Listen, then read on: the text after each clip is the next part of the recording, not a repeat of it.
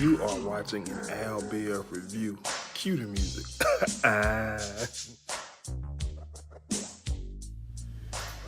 What's going on, my haves and have-not family? I am here with a haves and have-not review recap. If you're new to the channel, be sure to subscribe, like, share, comment.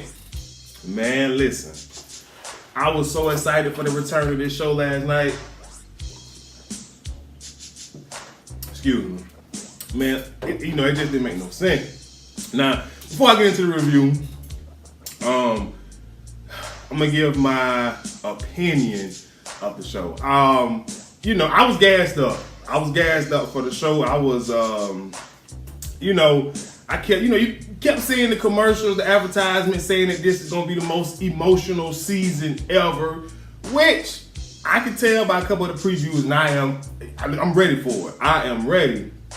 Anywho, the show wasn't as, attention grabbing as I wanted it or thought it would have been, but it still was a good episode because we had a couple things that happened in here that I want to talk about. So, to jump into the review, the show picks off where it left off when it went off for the mid-season finale or whatever it was. We at the Hannah apartment or whatever. And we find out that it was Derek. Derek is her rapist, aka Candace's father. So now, listen, I'll say this. I'm still disappointed that, everybody, the fans was able to guess that he's the rapist, etc., etc. Like, I wish it was a game type thing or something. I don't know. But that's just my personal opinion. But anyway, so we find out, and Derek in there crying, he apologizing, and he tell the story. He was saying, Hannah, I was 19, I was on that stuff, real bad. After I got through doing what I did to you, I went and robbed the liquor store to get some more money so I could buy some more of them drugs, etc., etc. He goes as far as to say, he prayed, all the time, hoping that he can one day find the girl or the woman he did that to, so he can apologize and let him know how sorry he was, and it wasn't him, it was the drugs, and all that. So, Hannah, she shook. She don't really know what to say. She in disbelief. It's a hard pill to swallow. So, yeah. So, and he asked for forgiveness. Now, when he asked her for forgiveness, the first thing I thought of is, come on, Tyler, this is bad writing. It's too soon. You and this woman just found out that you was the one to rape her when she was young. And you asking for forgiveness, just say sorry and just, give us some space, right? So anyways, he started asking for forgiveness and saying sorry, and Benny come in, and they kind of play it off, and she tells him to leave, and yada, yada, yada. And, Benny, I cannot stand Benny. Ain't nothing worse than a grown man who living with his mama, ain't got no job, and think he own everything in the house. Like, come on, bro, I do not like that. But anyway, so I'm gonna skip around a little bit. So later in the show, Hannah called Miss Catherine, Catherine Cryer, and basically asked Catherine did she set her up, etc., etc. Hannah really don't know what to think, but in my mind, I'm asking myself, well, I can't do that. You know what I'm saying? I ask myself, like, come on, Hannah, like, that woman don't know. But anyway, she asked Catherine did she set her up, and she said no, and she asked Catherine did she know that Derek was in jail, and she said yes, he's a changed man. And Hannah was like, why you ain't tell me? And she said, quite honestly, like I said, he's a changed man. I thought maybe that's something for him to tell you and not me. And basically she confirmed that he went to jail for armed robbery of a liquor store, etc., etc. And Hannah tells her that Derek is her rapist as well as Candace's father.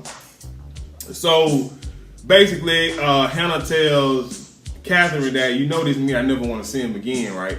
Which is understandable. Now here's my thing. I'm gonna go ahead and touch base with this and close this chapter real quick. Like, I agree with all the emotions that Hannah is feeling at the moment. And y'all know I don't like Hannah. And I can look at Derek and tell that Derek is probably a changed man from that crazy 19-year-old who was on drugs, raping, and committing armed robbery. I can look at him and tell that he's a well put together guy. He's changed his life around, etc., etc. But I still don't know what that favor was he did for Veronica. But anyway, I can look at him and tell that he's a changed man. However, you are her rapist.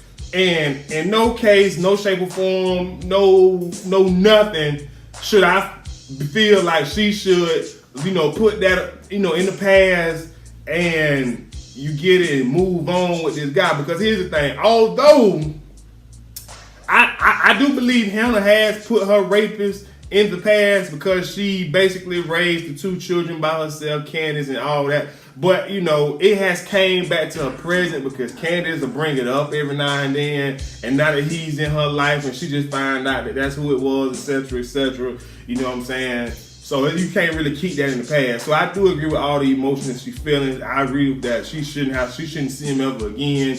I know he's still going to be reaching out, crying, apologizing, and all that type of stuff. But I agree with exactly how Hannah feeling. I don't really know how I would feel. You feel me? As a woman, but I think that I'm perfectly fine with this. But knowing Tyler Perry, sooner or later, they going to make up and get together and they just going to be kumbaya. Moving on. We got to talk this whole Justin and Jeffrey situation. I am so sick of it, man. So, anywho, Justin was able to get Jeffrey to come over. And Jeffrey was trying to leave, and then, he trying to kill himself, etc., etc. So, he basically, Justin done guilt tricked Jeffrey into staying, having dinner with him, or whatever the case is, which, pretty much aggravated me because I just don't really, I don't like that storyline at all. But it did get interesting a little bit tonight, and this is what I mean. So, Jeffrey's phone was ringing.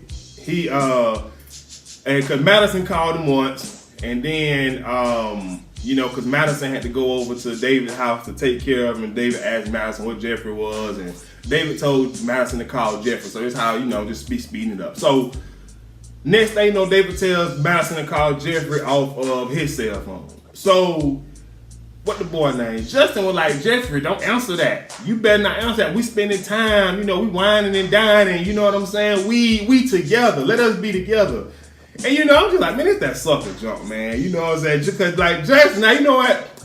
I got to give him some credit because he be playing the gay role, boy. Hey, hey, Justin be like, Jeffrey, what's the matter? You want me to feed you your food? Do you want me to cut it up for you? And I'm just like, oh Lord, but he doing his thing. You feel me? So, anyways, he goes as far as to tell Jeffrey that if it's important, your daddy will call back. Which is true. If I'm trying to get in touch with you, I'm gonna call more than one time, or at least send a text behind it. So, anywho, David ends up coming over to Justin's house after he got the address from Madison and to get Jeffrey, and Justin once again talked Jeffrey into hiding in the bathroom, and then David just pretty much busted in as Justin answered the door. Then things got kind of interesting. As David asking, where is my son? Justin pull a gun on him, and I'm just like, okay, Tyler, okay. I like this spin. I can get with this because now we putting Jeffrey in a situation where he gonna have to man up. Either he gonna do the right thing and pick his daddy and kill this man, or etc., etc. So David tells Justin, he said, "Boy, let me tell you something. You pull that gun on me, you better goddamn gonna use it." And I love, what I'm saying? I'm gonna be honest with you. I ain't got no children, but somebody put a gun on me and point at my brain, I don't know how much bad talking I'm gonna be doing. You feel me? Because I'm gonna be a little afraid. This guy is an ex-cop, so he has probably done some killing in his line of duty. And as crazy as he is, it's probably been on purpose. So you know what I'm saying? That's that. So I'm interested to see how this goes because, like I said, this kind of puts Jeffrey on the hot seat, the man up, which is about time because technically it's time for Jeffrey to exit the show. It's either time for Jeffrey to exit the show or White to exit the show. But that's neither here nor there. Anyway, so moving on, we got to talk about this White House visit with President-elect Charles and maybe future First Lady Candace Young. Long story short, and nobody in the White House likes President-elect Charles because they feel like he's cocky, arrogant, and he's just gonna ruin and blow up in flames. And it was a scene while they was at the White House dinner where the president was instructed by somebody on his staff who Candace robbed to go whisper in her ear, "hot piece of black ass" or something like that. So, what I'm saying? The first lady, it's just a whole bunch of rudeness. Now, So, you know, they gonna conspire to take down Charles and Candace before they even get a chance to enter the White House and yada, yada, yada, yada. And see, my thing is with this, I don't know how interested I'm gonna be in this storyline because Tyler Perry has, well, he didn't really, cause you know, he got another TV show called Too Close to Home or something. It come on another network, and it started off as a White House type show, scandalish, where the main character was sleeping with the president, yada, yada, yada. I don't think the White House and politics is Tyler Lane. You feel me? Like, you know, Scandal was my favorite TV show when it was on. And Tyler is nowhere near as a good writer as Shonda Rhimes, but that was a different type of show. But y'all, you know, you kind of get what I'm saying. So I don't know how and what direction he gonna take this thing in. I'm kind of interested to see, but not really, because we talking about Tyler Perry, drama field in the White House and politicians and white people. Like, I don't know how I feel about that. You know what I'm saying? But to be determined. So anyway, after the dinner, you know, we get a clip next week because you know, Candace and Charles in the car and they talking about the visit, and he tells her that none of them like him. And I was like, tell him, Candace, tell him what the man told him so he can kind of cover it up. But we see next week on the preview that she gonna tell him what he said about the hot piece of black ass, etc., etc. So we're gonna handle that next week.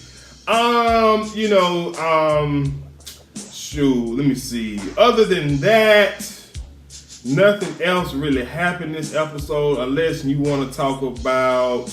I talk about Mitch. He gives Jim Cryer a call to basically let Jim Cryer know that it's a hit out on his son, and he think he can fix it, but he got to come talk to him in person, etc., etc. But other than that, I'm looking through a couple of the notes that I took down, and that's basically it. It was, like I said, it wasn't a bad show. Not even really gonna talk about the whole Veronica and SK scene where she threatened and called the police on him for him not having, her jewelry that he stole and all that good stuff. Not gonna even talk about that, but I see the next week clips, man. They look good, man. It looks promising. I'm excited for this. I don't know if this is a new season or the end of an old season. I'm excited. This is one of my favorite TV shows. But until next time, have not family, man. See y'all later. Everybody be sure to subscribe, like, comment, and share. And I'm out of here. Peace.